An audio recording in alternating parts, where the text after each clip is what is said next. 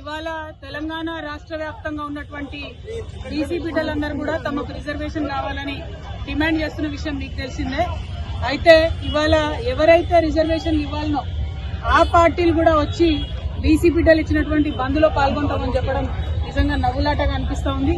ఇవ్వాల్సినటువంటి భారతీయ జనతా పార్టీ, దొంగ జీవోలు ఇచ్చిన మోసం చేసినటువంటి కాంగ్రెస్ పార్టీ, వీళ్ళు కూడా బంద్లో మేము పాల్గొంటా ఉన్నామంటే చాలా దారుణంగా ఉంది. అంతకుడే నివాళులు అర్పించినట్టుగా అనిపిస్తా ఉంది. బీసీ బిడ్డల్ని మీరు మోసం చేయొద్దు.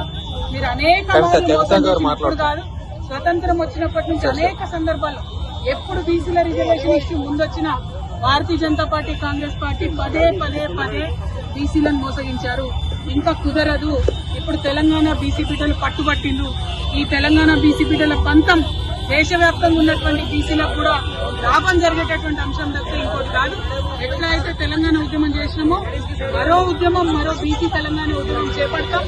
ఖచ్చితంగా 42% రిజర్వేషన్ సాధించేంత వరకు కూడా వెంటబడతాం.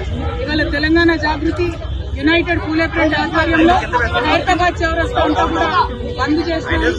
పెద్ద ఎత్తున ఇవాళ బంద్ని జయప్రదం చేయవలసిందిగా ప్రజాస్వామ్యవాదులందరినీ కూడా నేను కోరుతా ఉన్నాను. ఎందుకంటే పదే పదే రాజకీయ పార్టీలు ఒక వర్గాన్ని మోసం చేయడం మంచిది కాదు. ఈ మోసాన్ని ఎండగడుతూ ఇవాళ బంద్ చేస్తున్నారు. కాబట్టి అందరం కూడా మద్దతు ఇవ్వాలని చెప్పి ప్రజాస్వామ్యవాదులందరినీ కూడా నేను కోరుతూ ఉన్నాను. తీర్పును ఏ విధంగా చూస్తారు? ప్రధానంగా ఒకటండి, హైకోర్టులు, సుప్రీంకోర్టులు ఎప్పుడైనా బీసీలకు వ్యతిరేకంగానే తీర్పులు ఇచ్చినాయి. ఎందుకంటే ప్రభుత్వాలు ఆ తీర్పులు అట్లా రాకుండా సాంకేతిక పరమైనటువంటి అంశాల మీద క్లారిటీ ఇవ్వలేదు ఎప్పుడు గవర్నమెంట్.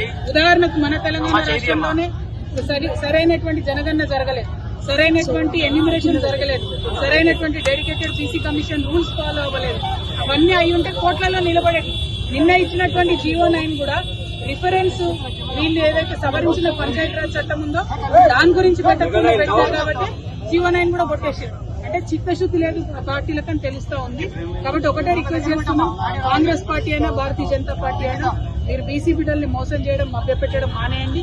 ఎన్నికలు ఇంకో 5-6 నెలలు కాకపోయినా ఏం ఒరిగేది లేదు, నష్టమేం లేదు.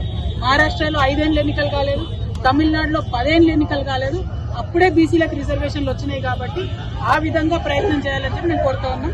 యూపీఎఫ్ చైర్పర్సన్ గారు వాయిదా పడితే స్థానిక ఎన్నికలు అక్కడ ఉన్నటువంటి గ్రామ స్థాయిలో ఉన్నటువంటి లీడర్స్ అంతా లాస్ అవుతాము. గతంలో ఉన్నటువంటి బిల్లులు కూడా ఇంకా పెండింగ్ ఉన్నాయి. మళ్ళీ అధికారంలోకి వస్తేనే బిల్లులన్నీ కూడా క్లియర్ అవుతాయని వాళ్ళు చెప్తున్నారు. మీరేమో ఎన్నికలు వాయిదా పడినా పర్వాలేదు చెప్తున్నారు. తప్పమ్మా, ఇదివరకు ఉన్నటువంటి బీఆర్ఎస్ సర్పంచ్ల బిల్లు కాంగ్రెస్ పార్టీ ప్రభుత్వం 2 సంవత్సరాల్లో బిల్లులు ఇవ్వలేదు. అనేక మంది సర్పంచులు ఆత్మహత్యలు చేసుకుంటే కూడా కరగలేదు ఈ ప్రభుత్వం.